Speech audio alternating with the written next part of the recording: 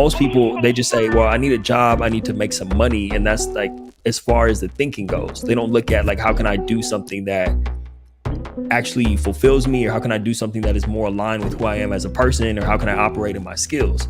So if you start with that as a foundation, it changes your thinking instead of just like, oh, I need to get some money, I need to get a job. And especially as like former athletes, right? Like you just want to, you're almost scrambling to find something because you go from being a part of your sport to like, now I'm just out in the real world. Like you said, you feel like you were thrown into the real world. It's like, where do I begin? So that automatically has you in a place of like anxiousness and trying to just dive into something instead of like stopping and thinking about what do I actually want to do and thinking bigger than the money. So if you can start with that, then the next thing you want to do is start looking at lifestyle. Like, it's not just about what you're doing, what's on your business card, what kind of lifestyle do you want? Like, it doesn't make sense for you to be in an office from 9 to 5 if you're the type of person who wants to work from home, right? It doesn't make sense for you to be working from home and doing a fully remote role if you know you need to be physically around people and not sitting on Zoom all day. And most people don't give that level of, like, that's a very basic thing, like remote or in person. But the more layers you begin to peel back of what do I actually want this job to look like? What am I actually doing? What skills do I have that could apply to this type of work? That gives you a foundation to start building and creating, you know, the type of work that you want to do. And everyone has a certain thing that they are meant to do in this world. It can change and evolve over time, but you have to understand yourself first to even be able to understand what type of work you're meant to be doing. Otherwise, you'll just kind of be ending up places rather than choosing where you want to go. What's up, everybody? Welcome back to Stats to Access. Today, I got a special guest, my homie Taj Dashaun. He's another coach, but he's coaching athletes and he's coaching many different people. But man, he is going to break it down for us to understand how to customize our life and career, and how do we find the work that we enjoy, right? We're trying to get into tech. So how do I make this happen? Find the roles, or in general, the companies maybe that I want to work for and enjoy. Taj, welcome to the show. Thanks for joining me. Thank you for having me, Ernie. I'm honored to be here. You know, I've been watching you. I can't even remember how long it's been since we connected, but I remember I had heard of you before we actually connected, which is crazy. Like, I think I saw you on something with Gary Vee. I think I told you that whole story, but big time fan of what you do, big time fan of you as a person, and big time fan of the show. So honored to be a guest today. Appreciate you. Hey, I appreciate it. I appreciate you, man. Let's get into your background. For the people that may not have run across your podcast yet, y'all got to go check them out. But like, just give us a little snapshot of what you're doing now, and then a little bit of your background. Yeah, played football at Stony Brook University. Like many athletes, you know, when you don't make it to the next level, or even just when you retire from your career, I was just lost. You know, I was like, felt down on myself because I didn't make it to the NFL, down on myself because I didn't have the career I wanted. Came back home, didn't even know how to put a resume together, let alone, you know, had any idea of what I wanted to do. Mm-hmm. So you already know it, Bernie. Me too. You know, just was lost. And really, rather than trying to deal with it, I coped with it, I like to say. And, you know, and I was drinking a lot, smoking a lot, just anything to like numb myself because I didn't know how to articulate what I was going through and didn't know how to put the pieces together to come out of it. Long story short, eventually I did come out of it, started to build up a career for myself, started in sales, then went into career development, job development type stuff, recruiting type industry. And I really found a love for helping people find their way and put food on the table for their families, which eventually led me to leaving the corporate world, starting Thrive After Sports, and primarily focusing on former athletes, helping them transition, get clear on what they want to do, execute on that, and connect with other athletes like us out in the world who are doing great things. I look at myself as the person that I needed in my corner when I was going through that transition.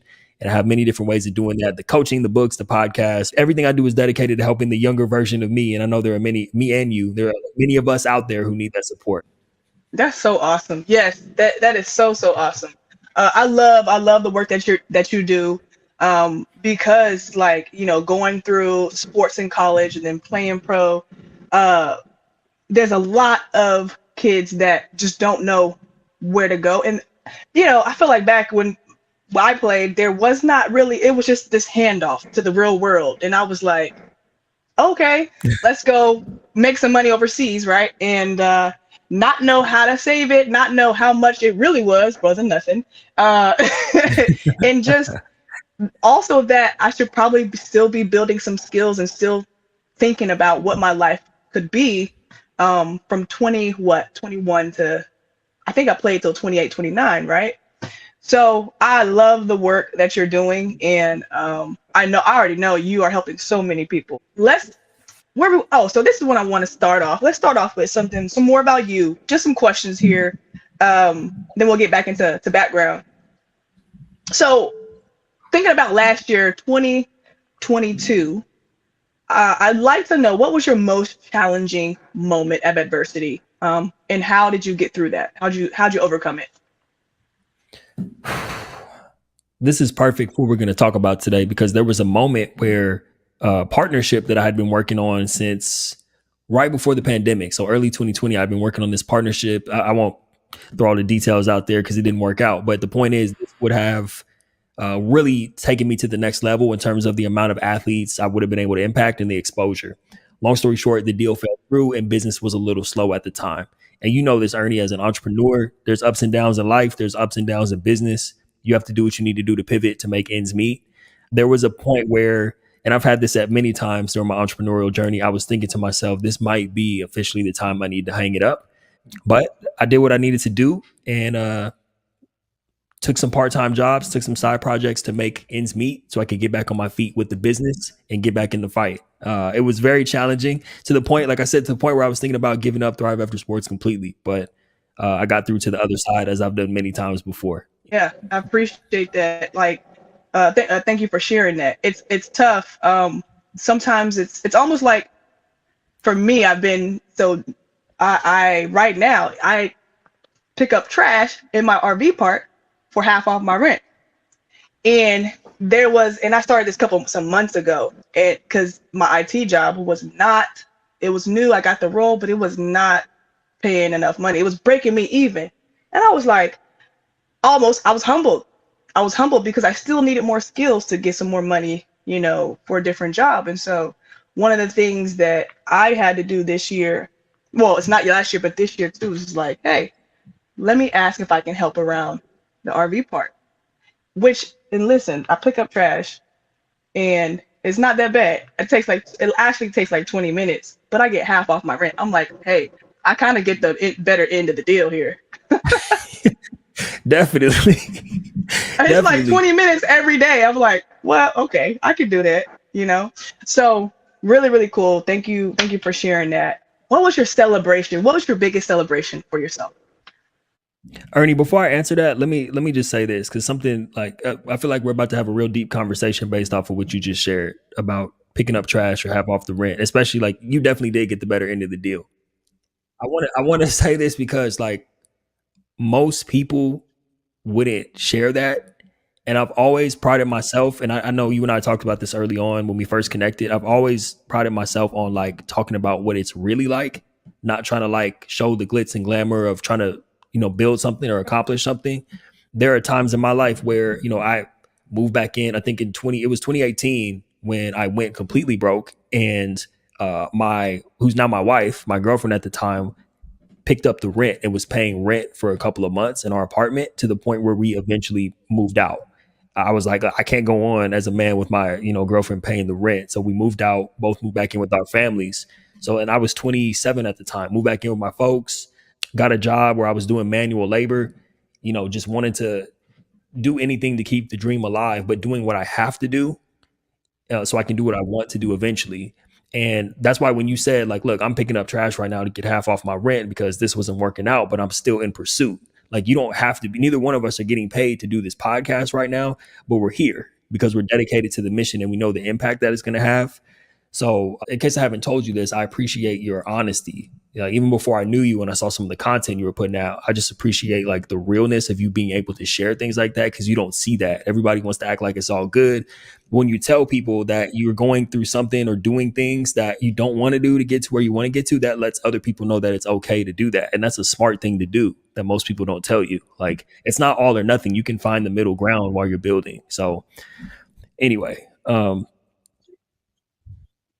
but you asked me about celebration. I'm sorry, I'm tripping. So Yeah, you good. Your best celebration last year, 2022.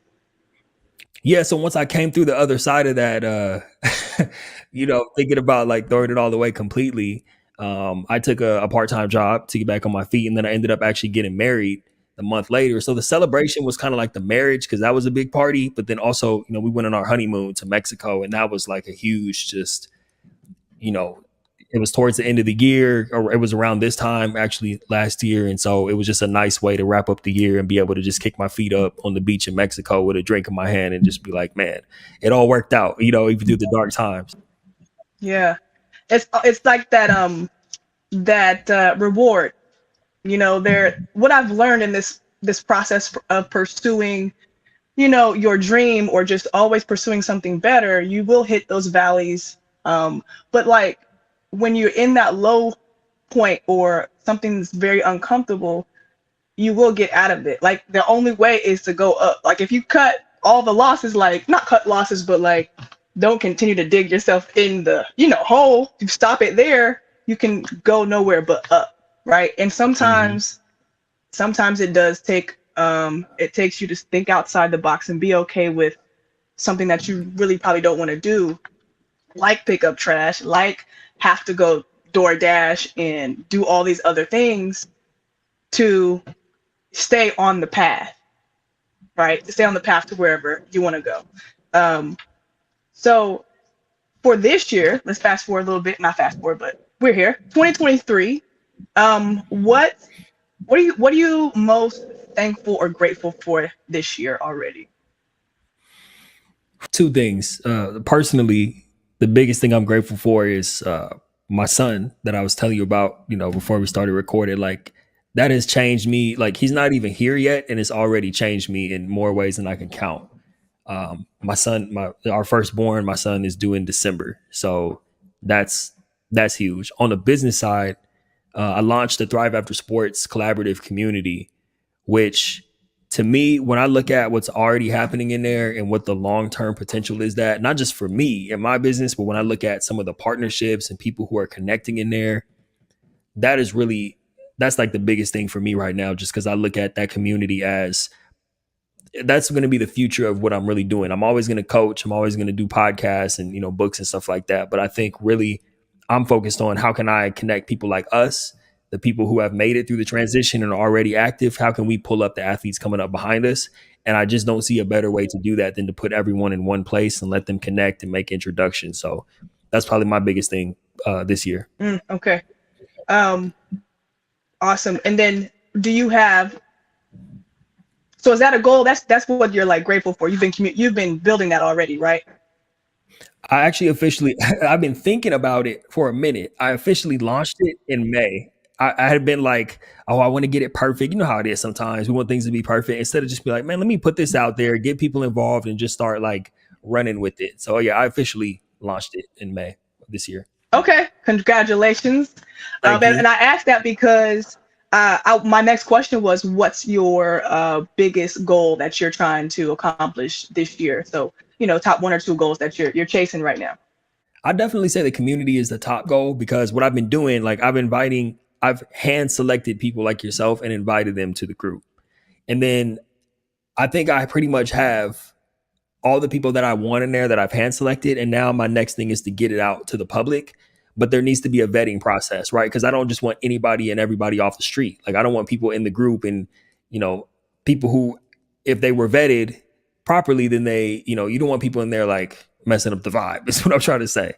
So that that's the biggest goal, is like having more great people join the group and really making that be an active community where more current athletes are being supported. So the way I'm doing that is trying to find more partnerships with people who are going to universities and speaking, and having them be the people who are helping bring people into this community, because it's beneficial for all of us, right? Like, if you're a speaker and you go to a university and speak, and not only the athletes, the current athletes are going into that group, but also like faculty, staff, administration, the people around the athletes are in that group as well, then that helps you as the person maintain those relationships. So that's the biggest goal, is making that community more solidified. Right now, we got the foundation. It's just time to take flight. Perfect. That's awesome.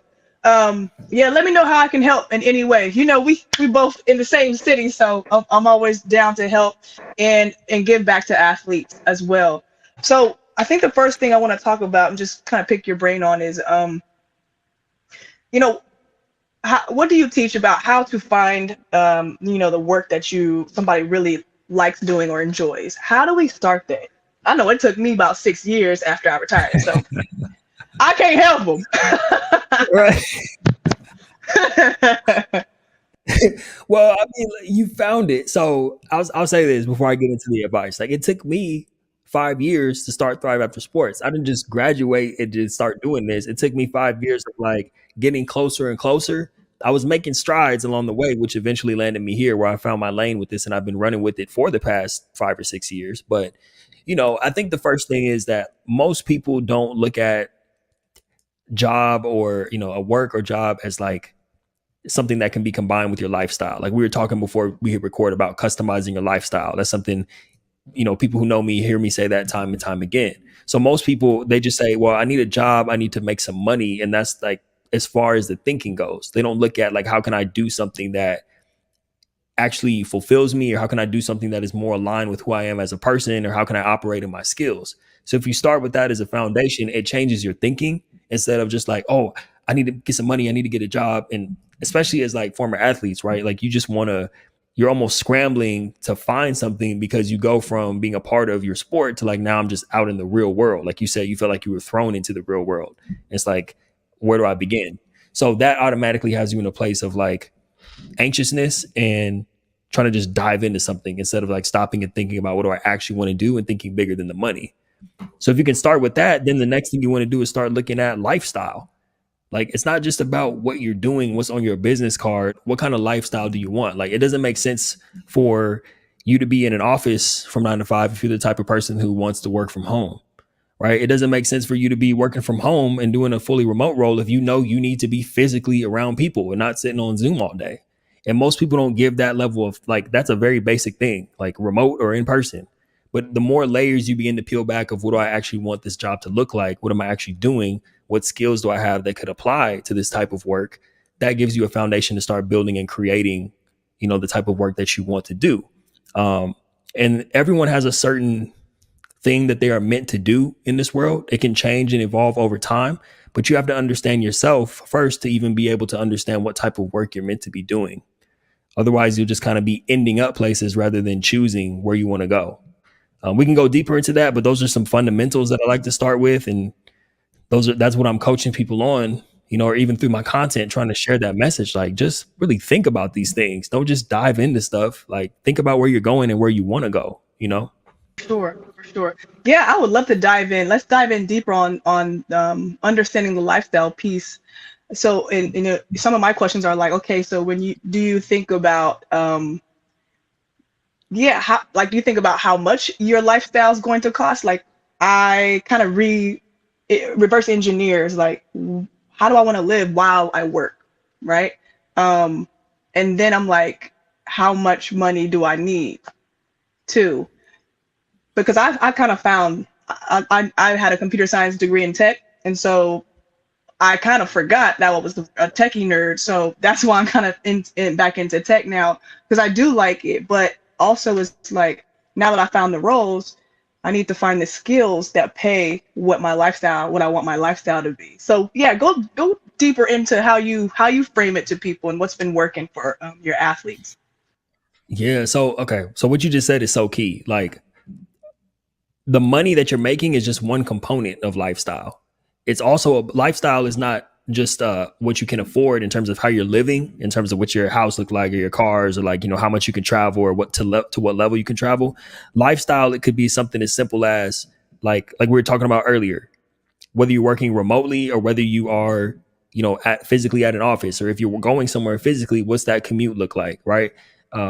Whether you're an entrepreneur or whether you're a solopreneur, like I'm a solopreneur, right? Some people make great number ones or number twos or need to be a part of a team. So, I mean, from the financial standpoint, yes, you need to know how much money you need to make to be able to live, right? But that shouldn't be the primary driver. I'm not saying it's not important, but there's so many other components of lifestyle that have to be looked at. So that's where we start to get into customizing your life.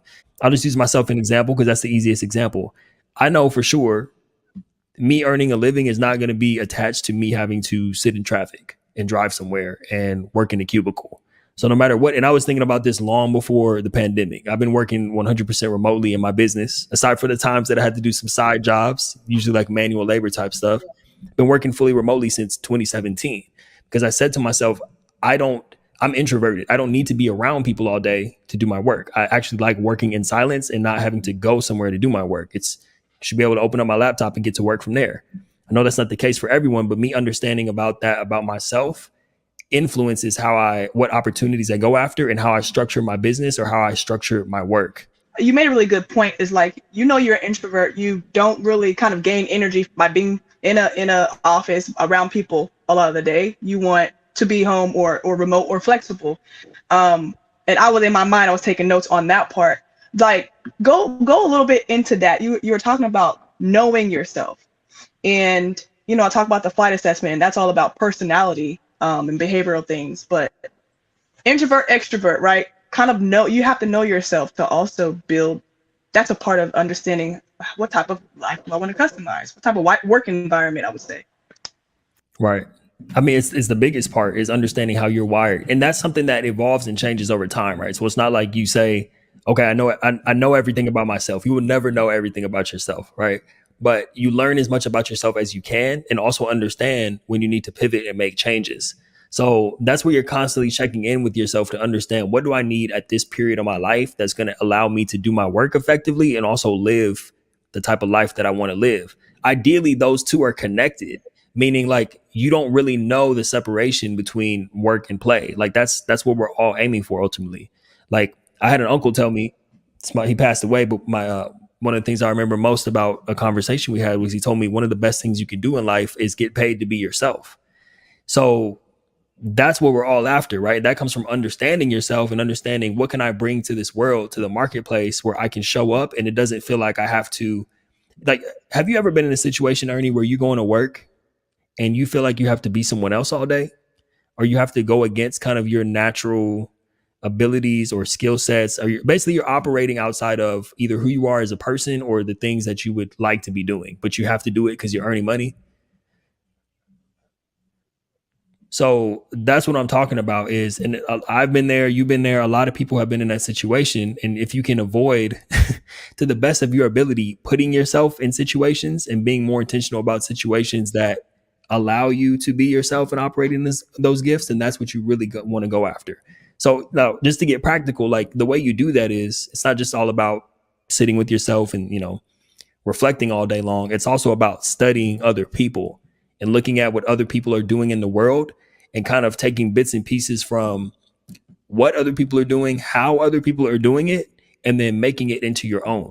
Not that you become a copycat artist, but you say, you know what, I like the way Ernie does her podcast. I want to do a podcast, and I like certain ways about the way Ernie does it. But then I watch Taj's podcast, and I'm like, oh, I like the way certain ways he does this. So maybe I take bits and pieces from, Thrive After Sports podcast and Stats to Assets, and I make my own podcast based off what I've seen from these two. That's the way you find success, is by learning from what other people are doing and making it into your own, because only you can do it your way, but you have to learn from other people in order to find out what your way is. Yes, that's the customizing part. I love it. I There it love is. everything you just said. I was writing down my notes. Work and play. Your uncle, I think your uncle said it, maybe. Work and Yes. play are different. Or not, wait. Work and play shouldn't be different. They shouldn't feel different. Is that right? That's what we're at. That's what everybody's aiming for. And that concept is very foreign to people because they're used to maybe work being, oh, I got to go to work. And then when they get to go home and they're living for the weekend, And I know a lot of people don't really believe that I can go to work and it cannot feel like work, even if I have to Mm. go in person, or even if it is remote. The day-to-day stuff that I'm doing is fun. I used to think that like that. I'm like, I just got to find a job so I can make money, and that's what my 6 years after retirement was. I was spinning my wheels because I didn't take the time to really customize and look at my life and how do I want to live? Like, what do I want to do? What do I want to feel? How do I want to feel? How do I want to impact people? So, yeah, I love that you talked about the work and play and that you should be chasing it to a point where it's not different. And so you're not drained. Yeah. What you, Ernie, what you just said is so key, because you said that most people don't think that that's possible or the thought doesn't occur to them. So just like you know, I told you I had 5 years of just like, well, I need to make some money. So let me just see where I can get a job. Like, let me just try to make some money. And that was the only thought that went into it. And then when I had the epiphany that like, this isn't working. Like, yes, I'm making money. So I checked that box, but like, that's the only box it's checking. But then you start to see people out in the world who are kind of blurring the lines between work and play. It's like, wait a minute, this person does, they get paid to speak places, or this person, whatever it is, like this person gets paid to do this. And like, that's something really cool. I never thought that I could do something like that. I remember, so this is just a quick story. I was watching, have you seen Black Mirror on Netflix? It's kind of random. It's like a, there's an episode on one of the first seasons where like, and it's future based, right? But there's a dude who was coaching people on dates. Like he was going on dates.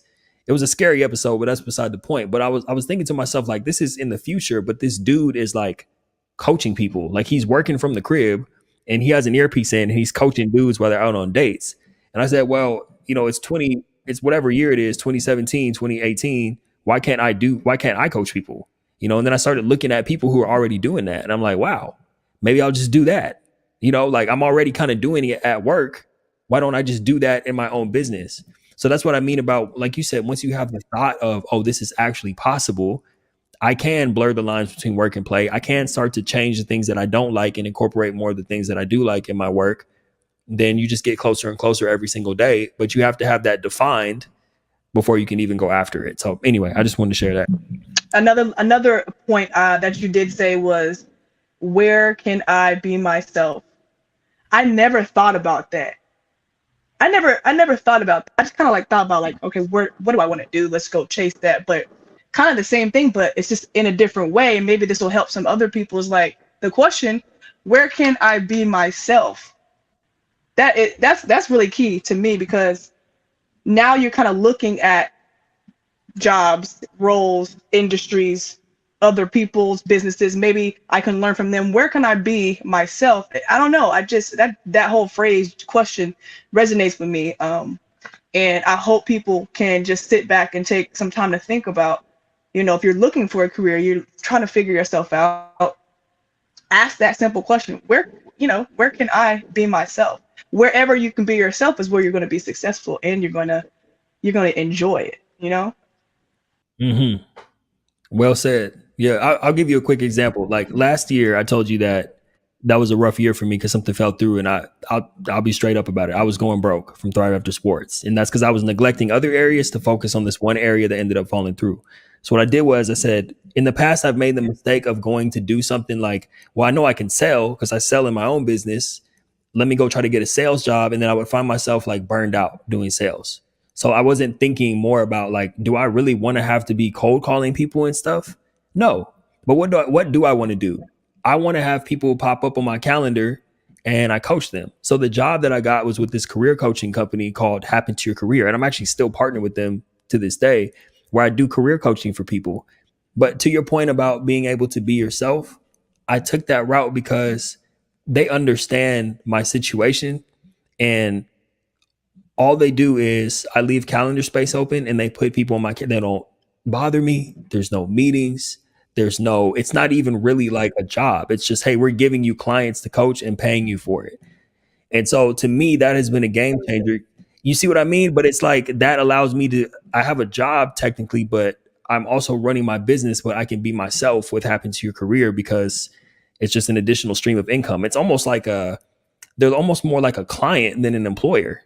Do you know what I mean? If that makes sense, like we're going to contract you to work with these clients versus like we're going to pay you to do a job and you need to do it 8 hours a day. Like, so, but anyway, that's what you made me think of when you talk about like being yourself. That was a great point you brought up.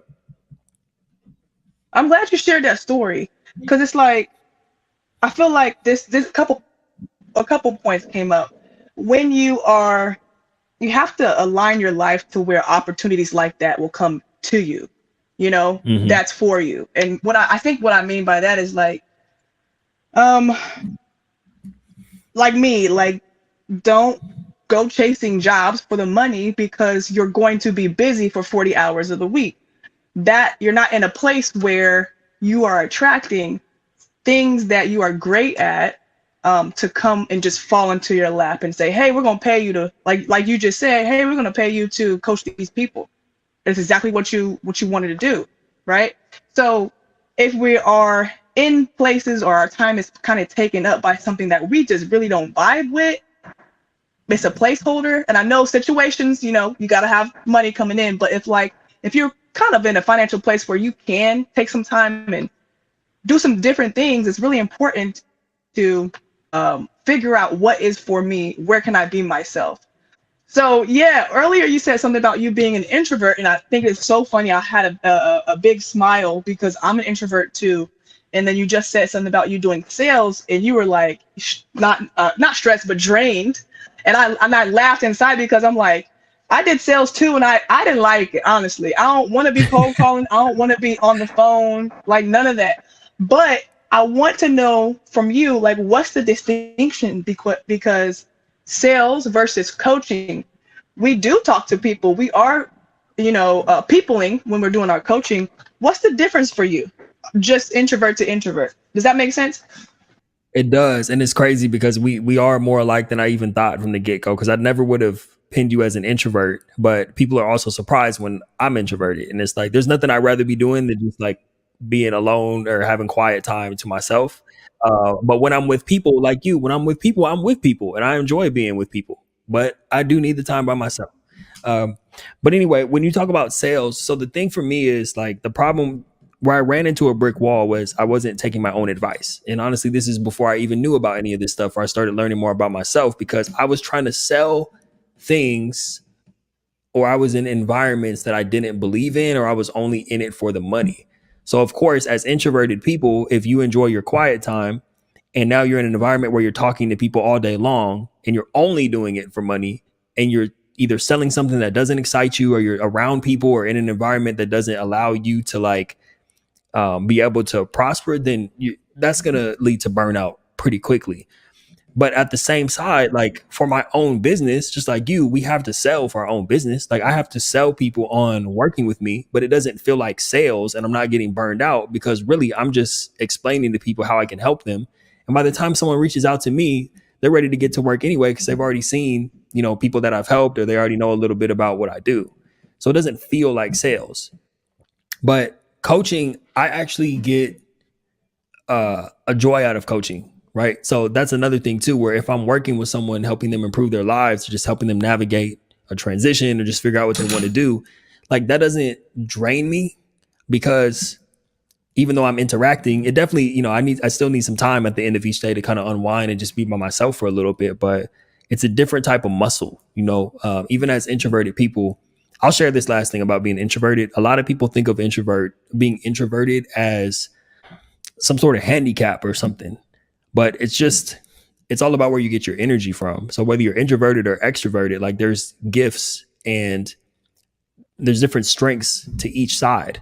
So you just have to understand what you need to recharge your own battery, which is going to then allow you to show up better in the world, whether you're with people or not. When you were saying earlier about 40 hours a week, to me, that really stood out because I think some people don't understand how just taking anything and everything, if it isn't in alignment, like you said earlier, if you take something that's out of alignment, ultimately that's a distraction from the long-term vision. So like, forgive me, we haven't talked about like the people who are listening to this show who want to get into tech and stuff at all. So just to give an example, like that's my bad because that's not my realm. But like, let's say just based off of this concept of like, being out of alignment, if you are someone who wants to get into cybersecurity, and it's going to take, some upskilling and stuff to get there, and that's your long-term vision, and then you just take some sort of random job that's unrelated to that path, and you're working 40 hours a week, and now you're too burned out to like upskill so you can get that cybersecurity role, you basically just shot yourself in the foot. You would have been better off just finding maybe like a lower level cybersecurity role, or even something totally unrelated that it may not be related to where you want to go, but at least you have the bandwidth and the freedom to be able to like work on that long-term vision. So that's what really stood out to me when you were talking about being out of alignment in something that is taking up too much of your time to be able to like get to that long-term vision. You have to be strategic, even with those bridge roles. I call them bridge roles, like stepping stone roles to help you get to where you want to go, bills that are paying you still have to be intentional with those, even if it's just something to get you by and make ends meet until you get to where you want to go, Yeah. Oh man, that's good. That's really good. So I can give an example of that with my life. So this year I wanted to get into tech, and really I told myself in January, listen, I don't care if it takes me all year till December 31st to find a cybersecurity job. I'm gonna do that. And let me tell you, life is life in me, and I'm still working on it, but I'm not stopping. So what I did is I used Course Careers. It's an educational platform to get into IT, to get in tech. Like you said, a bridging role, or there was another phrase you put, but like kind of placeholder, but it still was getting me into tech. I was still getting some skills, but it was going to still allow me to learn basics, and then on my off time I could still skill up and go get start working on my cybersecurity portfolio, and other certifications that I'm still doing now. So that, I think, like what you just said, is kind of like what I'm doing, and in the IT role, the help desk role is very entry level, but I was smart and like open enough to be like, this is not where I want to be for $45,000. No, ma'am. But I'm gonna do it because I'm gonna give myself 3 to 6 months to get these certifications, get all, and then so that's basically what you're talking about. Sometimes we have our lifestyle and everything's customized, and we have our career where we want to get to, but there's some, place holding. There's sometimes going to be those roles where you have to do this for just a little bit. And in those roles, you guys, I would say squeeze everything you can out of it. 3 to 6 months, or if it's 9 months, it's 12 months. Get everything out of working for that company, especially if you're going on site. Get all the knowledge you can, get all the leadership you can, get all the skills you can. That's just gonna help propel you to where you're going. Just don't be there and be like, oh, I gotta do this until I level up. No, like level up where you are when you're working, but then also on the outside. That's the real level up, I guess. Not real, but what I'm saying. There's kind of two different mindsets there. Yeah, it's almost what you just said, like about getting everything out of it. You almost have to look at it as like a paid internship, because technically that's what it is. Like you're in the role, you're getting paid to be there. Don't just, like you said, don't just be there collecting a check until you clock out. Like you said, learn from what you can, build relationships, connect with people, learn about how the business operates. You can take that into your next thing. So that was gold right there. It's a paid internship. That's the way you should look at it. And y'all slipping if y'all ain't hear what he said. He said, what the heck did you just say? You said, pay attention to how the business is run. For all you Right. techies out here, we're not just getting into tech. Listen, for me, we're about to talk about generational wealth. We got a couple minutes, we'll touch it, but you think about generational wealth and you're in tech, you need to think about how the business operates at each role, each department, each place you work for, so that maybe you could come out of here and build something too. That's what I'm trying to do. Mhm. I done told y'all my little game, my little game plan. Right. Yo, There you go. okay. Taj, like just couple like ideas about generational wealth, man. Like what are you teaching your athletes and the people that you work with? The main thing is ownership. And before I even get into this, I got to say, I stay in my lane, Ernie. So you've had people like Amobi Akugo on here. You want to hear something about, money and generational wealth, go back and listen to Amobi Akugo's episode, because he was dropping gems on there. For me, I can only speak to my experience, and then I'll tell you what I share with other people. But the first thing for me is I knew that I wanted to get out of corporate. So I wanted to establish myself to be sufficient on my own. But now, especially like I said, I have my son on the way. So I'm not just thinking about, being self-employed and being a solopreneur. I'm thinking about how can I put businesses and structures in place to where I can pass things down to my children, right? So and there are many different ways to do that, which is why I what we've been talking about this entire episode, you have to figure out what works for you. So whether that's investments or real estate, whatever it is that you're doing to create something outside of the time that you're working and putting your money to work for you, I definitely think that's something that everyone should be learning, educating themselves on, and then not only learning and educating themselves on, but taking action on. It's one thing to watch like a YouTube video about investments. It's another thing to actually put some money down, even if it's like $5, just so you can understand how it works. Like we were just talking about, so you understand how investing works, right? So I think that's the best thing I could say about that. But yeah, you definitely you have to be thinking long term and thinking outside of trading time for money, especially in this day and age. Nobody's job is safe. You got to be putting your money to work for you.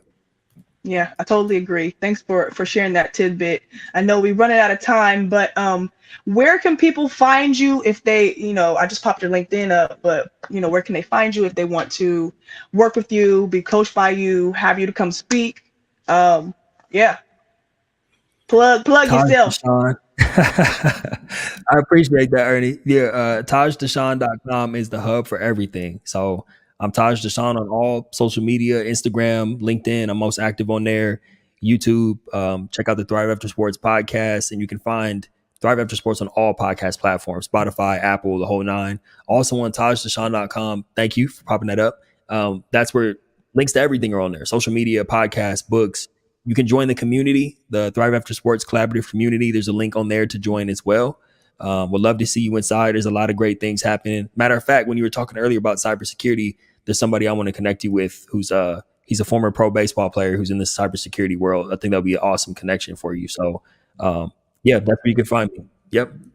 Awesome. Any just this closing for people out here trying to customize their life and move forward, Go ahead and close this out. Yeah. I'd say so. The main thing is just to bet on yourself, right? I think a lot of people, one of the biggest things that I'm glad we talked about today is, and I think you actually brought this up, is just understanding that you can blur the lines between work and play. And so once you have that epiphany, and like I said, start to look for, I mean, if you're listening to this podcast, you see Ernie, you see other people who Ernie's bringing on who have blurred the lines between work and play and are customizing their lifestyle. So nothing about us or any of these people coming on Ernie's show is special. It's just a decision to say, I'm not just going to take what I'm given. I'm going to create my life. I'm going to leave my mark. I'm going to impact the world in this way. So if any of us can do it, then you can do it too. And all you have to do is figure out how you want to do it. Reach out to people to get help with how to do it. Don't feel like you have to figure it out all on your own. Study people. And most importantly, take action on what you're learning. Take action. Create your life. Take action. Customize it. Take action. I love it. I appreciate you, Taj.